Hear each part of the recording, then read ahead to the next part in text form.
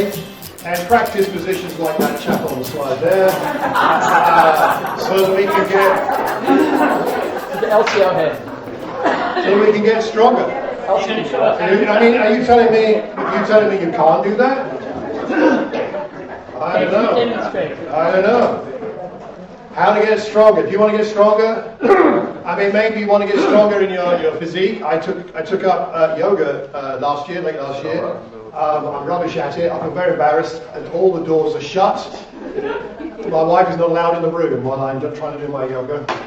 Very embarrassing, but nonetheless, it's good for me. Getting stronger is something most of us would like to have the ability to do, would like to do, and that's true not only physically perhaps, but in many areas of life, including our faith. How does our faith get stronger? Now, we could be here for several days discussing that, but what we're going to do today is look at one critical component of that we learn from the first 5 verses of chapter 3 of 1 Thessalonians. So, I have somebody coming to read. Who is it? I forget. So when we could stand it no longer, we thought it best to be left by ourselves in Athens.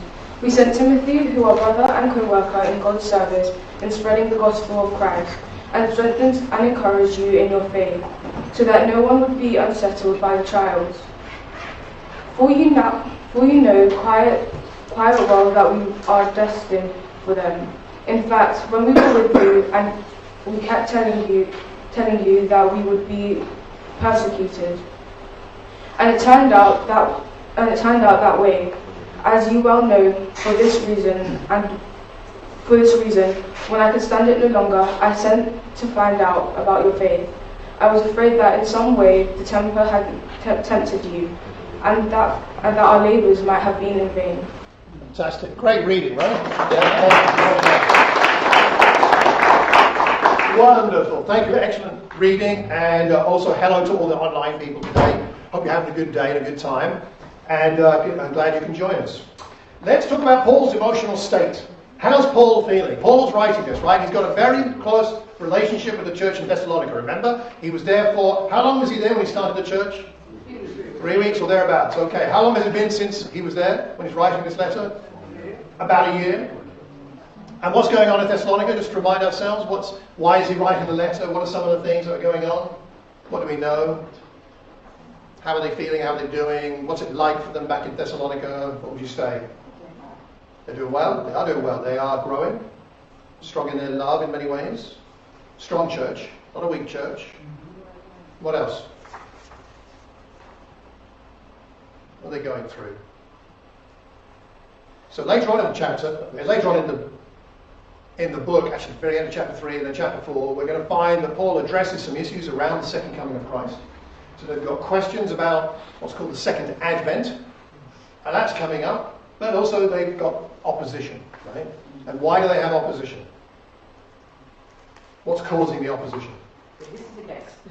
But I guess because they've chosen to follow Christ, and they're not, so they're not being sort of Jews in one sense any longer, which would automatically generate a lot of hostility from the strictly Jewish community, and those who weren't serving God at all would like it either. So they were kind of going to get attacked from all sides, basically, one way or another. Thus the devil will no doubt find something just to add into that general mix.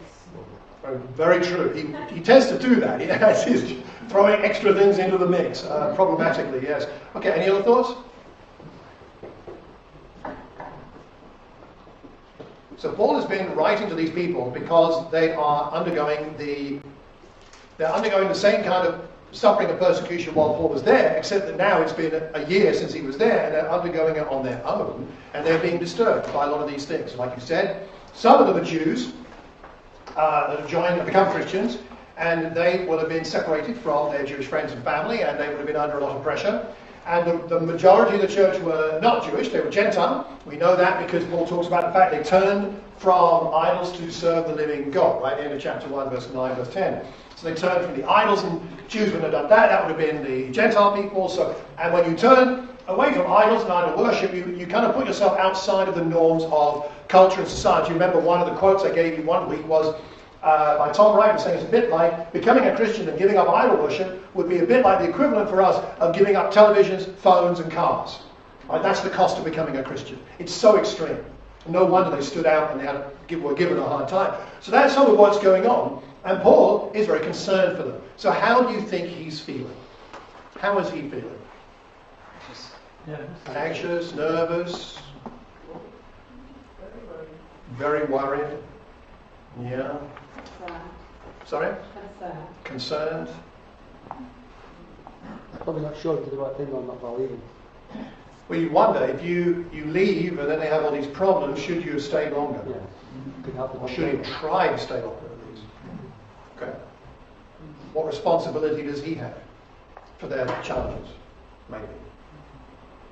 So, when we could stand it no longer. Interesting phrase, isn't it? What kind of things... I have to ask this question cautiously. But what kind of things can you just not stand? All right, now be appropriate here. But what are the things in life? In Christianity or outside, either way. But you're just like, I cannot understand how someone can put up with that. I cannot stand that. What sort of things bug you like that? Emotionally. Bad manners. What is that about in places today? Okay. Extremely prideful people. Really Boastful and boastful. arrogant. Oh, arrogant, boastful, prideful people. Okay. What else can we not stand? Taking law into your own hands, although you're living a lawless life. Living a lawless life, taking the law into your own hands. That's the taxi drivers in South Africa. Yeah, I can understand. No comment. No comment. And what else? What else can we not stand? People who've got litter. Litter. Litter. Especially right next to the bed. Especially when it's right next to the bed. I had a conversation 15 years ago, which I still remember, with a friend of mine called Chris Chin. So this might be Chris. I was having a chat with him about values because he was doing some research and study in values, and I was like, I don't know, how do I know what my values are? I asked him. He said, notice what makes you instantly angry. And that will tell you what you value because it's violating something that you really value. And I thought, and he said, what's the first thing that comes to your mind? And I said, people who throw litter out of a car window. That was the first thing that came to my mind. I get ridiculously annoyed by that. Like, on the level of things in life that are really bad, it's really not that bad, right? I get so angry, I want to pull up alongside and wind the window down and say, what do you think you're doing? Stop your car and pick up that rubbish and take it home. What's wrong with you? That's what I want to do. I haven't done it yet. Though I feel like it every time. But there's certain things we just cannot stand it, right? That's right. And what it does is it changes the way we feel about the situation. And generally speaking, it prompts us to act. Prompts us to act. And I think as a Christian, as we follow Jesus, or the inspiration of someone like the Apostle Paul, we should be asking ourselves whether the things we cannot stand are the same kinds of things that Jesus couldn't stand, or the Apostle Paul couldn't stand. And as I say, there's a lot we could talk about this. I mean, there's so much to talk about from the example of Jesus of what he couldn't stand. We don't have time today to look into all of that, but I'd encourage you, maybe do your own Bible study in this, and have a look through one of the Gospels. Pick one Gospel and go through and just note times when Jesus said, no, or that's enough, or and he takes action on something because it bothers him so much. Have a look. I think you might find that really illuminating. And then we have a look at our values. Bill? The money trading. The money traders in the temple. Yeah. Couldn't stand it, could he? So Really what did he do? Chuck them all out. He chucked them out. He made a whip of cords and drove them out. Now, I don't think he whipped them. I don't think he would have done that. But I guess he's flailing it around or something. I mean, why'd you have it, right? He's not saying, I've made a whip of cords, I'm going to put this on one side now. Would you please mind leaving? I mean, that's not it, right? He's got his whip of cords. He's like, chaps, it's time to get out. And you can see them. And if he was joking, they wouldn't have paid any attention. They could see in his eyes, Yeah. I have a reason for this. They left. All the animals left.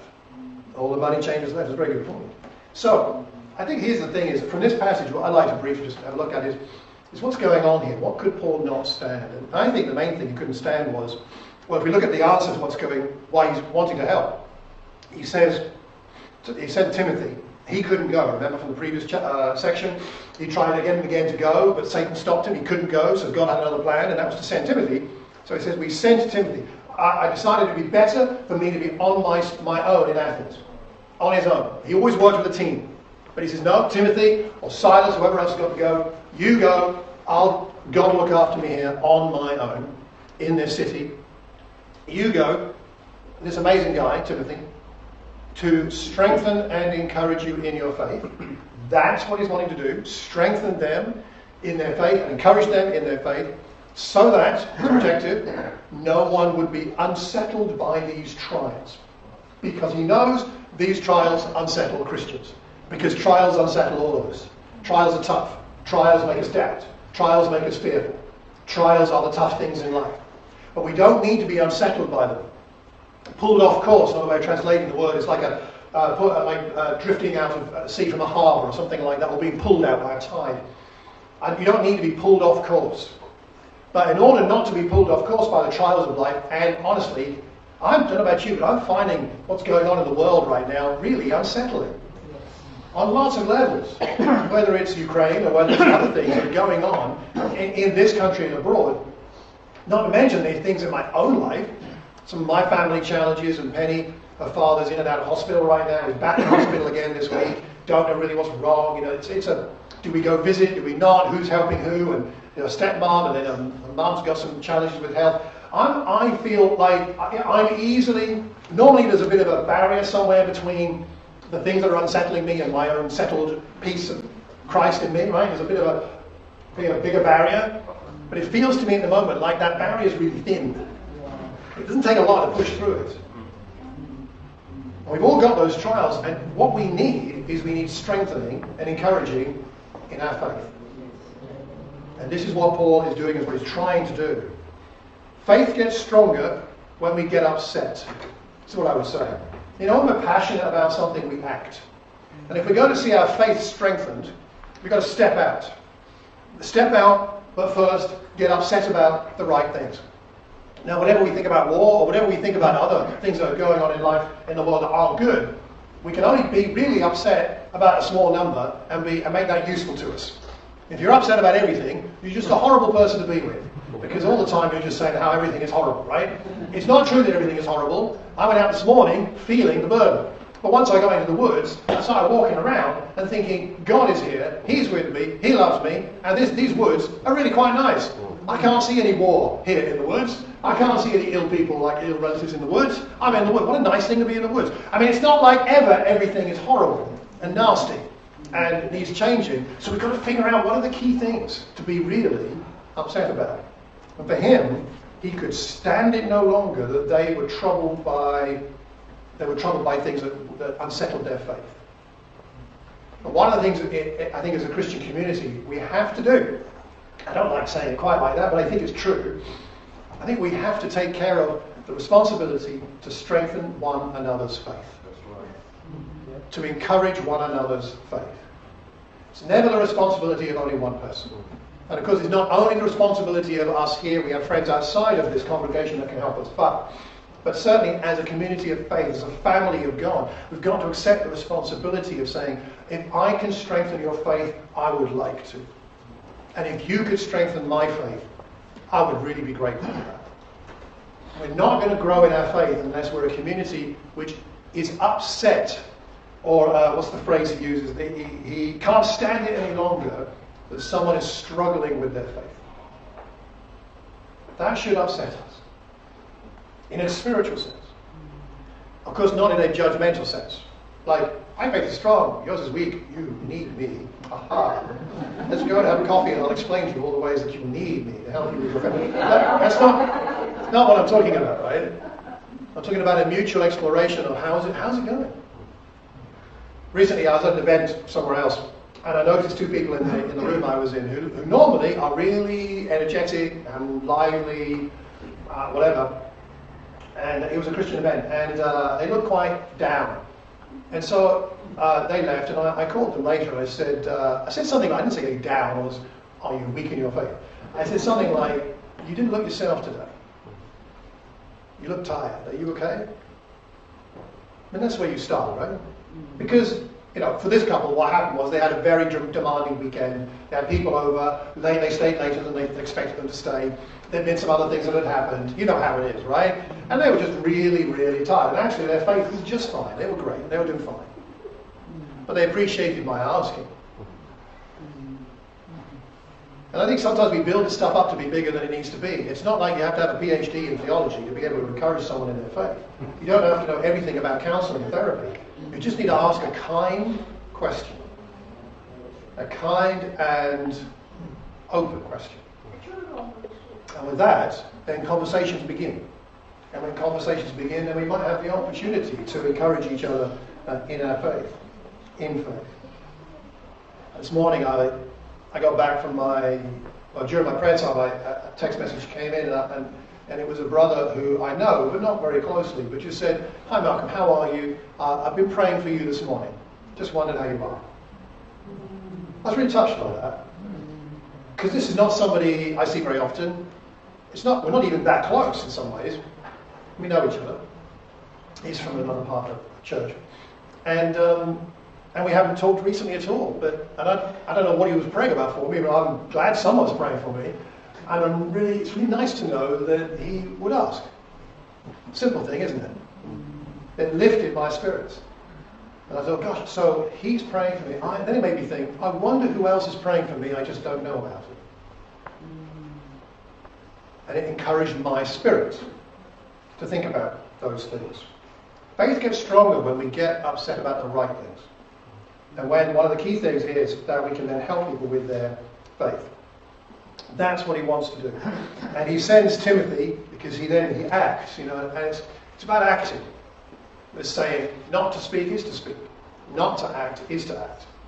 But that's not helpful, is it? We can't be silent and we can't be static. We need to be people who speak and people who act. In love. With and for one another. Because it's about love. We act because of love, not because of duty, or because we feel sorry for somebody, or we want to judge them. But we do it out of love, and that was Paul's heart for the Thessalonians, and we've looked at this previously in other parts of the book earlier. He has a huge heart for them. He said, I'm like a nursing mother, like a loving father with you. He wants their best interest, and so he sends Timothy on quite a difficult journey. Timothy had to make quite a sacrifice. Let me give you a little quiz here. So, what's the P stand for? Where do you think that is? Let's do a little geography test. What's the P? Philippi. Okay, that's where he was before he went to Thessalonica. So what's the T stand for? That's Thessalonica. That's where he was after Philippi. Then he went to B. Berea. From there he went to A. Athens. And from there he went to C. Oh, we're really good. Right there. It's top marks, everybody. Excellent. So that was his journey, and he's writing from Athens, or possibly Corinth, actually. We're not quite sure. It could be either of those two. But look at the journey for Timothy to go north back to Thessalonica in the 1st century. It's a long way. It would take a long time. And it would have been dangerous. Would he go by boat? Would that be just as long? It would have taken less time, depending on the tide, the time of year. It would depend on the time of year more than anything, and what you could afford. If you could afford to go by boat and it wasn't winter, you might well go by boat. But if it's winter, you almost certainly wouldn't. It's a long way, isn't it? And boats were very risky. The thing about boats was they were much quicker, but they were also, there were lots of shipwrecks. So you only went by boat if time was of the essence in those days. Paul was shipwrecked at least 4 times. 4 times. One would be enough. I wouldn't get back on a boat after that. 4 times he's shipwrecked. Totally. Now, there's 4 that we know of, anyway. So this is Timothy making a great sacrifice. Just to help people with their faith. I say just, but you understand what I mean. It's not tangible. It's not like, oh no, I'll go and help you build your house. I'll help you go start a business. I'll help you with babysitting your children, or I don't know, something tangible in that sense. But no, I'm going to go to help you with your faith, to encourage you, to help you be stronger in your faith. I look at this and I feel, I'm trying to think of the right word. Therapists here will be able to correct me, like Charlotte and Kate, because those may not be the right words, but I feel sometimes a sense of shame at my hesitancy in doing a little bit of effort to encourage somebody. What I would regard as a small amount of effort. a message, a phone call. Like, what? He would travel that far to encourage people in their faith, and I can't pick up the phone? What's wrong with me?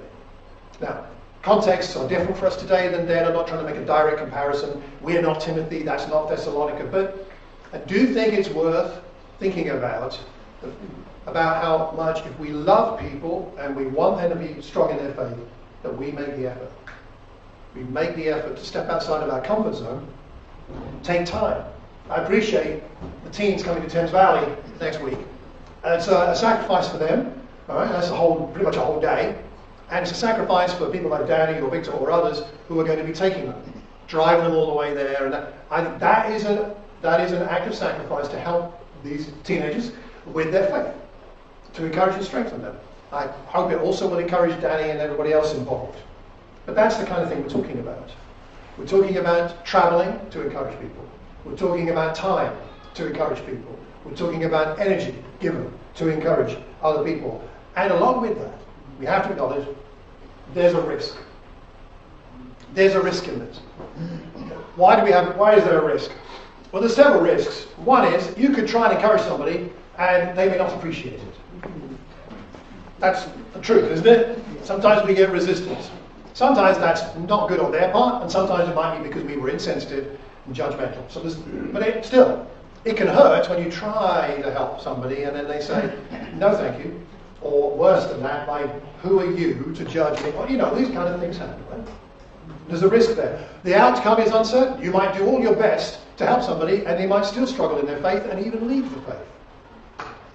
Do your best, but the outcome is not given. Not given. So in the end, this is my closing thought before we think about Jesus and the community. In the end, what I'm encouraging myself to do, and all of us to do, is to act in this way, sacrificial action, out of love for people, and to do it by faith. We met with some of the men on Wednesday night, and one of the things in our discussion about this issue on Wednesday night was about the issue that none of us feel like we have enough time to do more than we're already doing. None of us feel like we have enough energy spare to do more than we're already doing. We all understand that, right? We've got challenging lives in many different ways. So how are we going to encourage each other and strengthen each other in the faith? Only by faith. Now, this last few days, last Sunday I shared with you openly about the challenge from my friend Stevie, who rebuked me for not loving him in the way that was right. And I had a really good conversation with him about that. And I resolved this week to make some action steps to connect more with people. And I made a number. I won't share all of it, but I did contact with a lot of old friends. People, some of you will know Archie Kendall. Got hold of him. He's in Sri Lanka at the moment. We had a great conversation over Zoom, talking about lots of things. I connected with old friends in our sister congregation in London. I connected with an old university friend of mine. I connected with some people in Thames Valley that I haven't talked to for quite some time. One or two people here. Somebody in Birmingham I know. And it's funny enough, because here's the thing that I realized after the end of the week. I probably put 10 hours into these things more than last week. I would say maybe 10 hours perhaps more connecting with people, talking to people, more than last week. That's quite a lot of time. I still got everything else done I needed to get done. It still got done. The sermon got prepared, song service got prepared, the class and lessons I was recording that needed to get recorded for here or for Thames Valley still got done. I still talk to my wife, which is always a good thing. I still got some exercise, some yoga. I still got, I didn't get everything done I wanted to get done, but I got everything done I needed to get done. I thought that's a really good lesson for me. It's about living by faith. So please hear me well. I'm not saying you need to find 10 hours next week to talk to people. That's not what I'm saying at all. I think what I am saying is we have to very consciously and deliberately strengthen one another. Because who else is going to do it? Who else is going to do it? And my feeling is, for myself, is that we're not back to where we were pre-COVID. In my opinion, it's my opinion. My opinion, our relationships were deeper 2.5 years ago than they are now. Genuinely. And I think we've got some more recovery to do. To talk about our faith with each other. To really talk. And it's fine to talk about the weather and everything else, no problem. But talking about our prayer life, our devotion to Scripture, our heart, where are we with God? How are we doing with Jesus? Is the Spirit at work in us? Strengthening one another's faith, encouraging each other's faith, so that we will not be unsettled by these trials. Not be unsettled by these trials. So, I don't like formulas, I don't believe in formulas, but I just want it's an illustration, okay? If we're going to get stronger in our faith, in helping each other, first of all, we get upset about the right things. We get upset if someone in our fellowship is struggling in some way. We're like, that's not good. Let's help. Let's help. Then we act, motivated by love, and act in faith. And then I believe we will see stronger faith.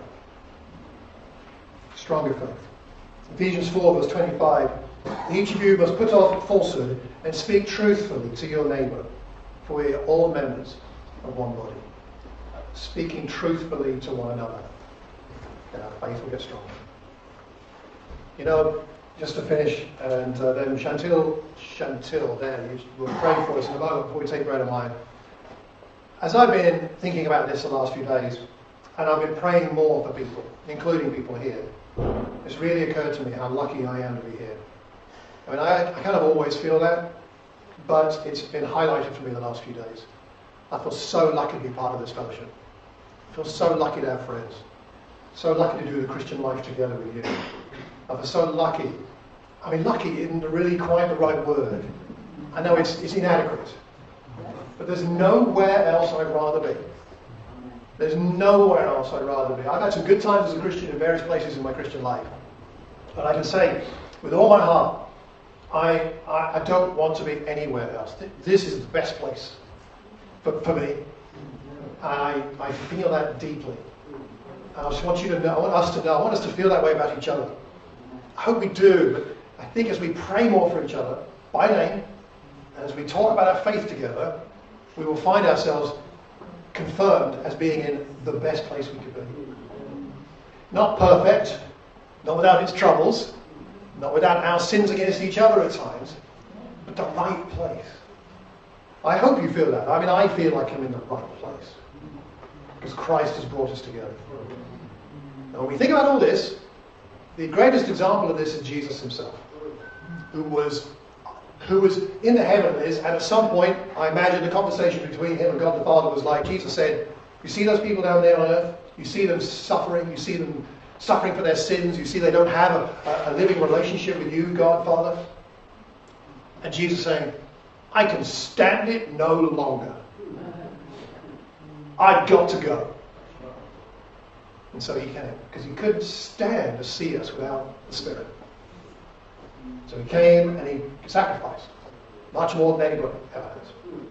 He sacrificed himself on the cross so that our faith could be real. We could be strong, encouraged, and not distressed and disturbed by the trials. We take bread and wine now to remind us of what he did.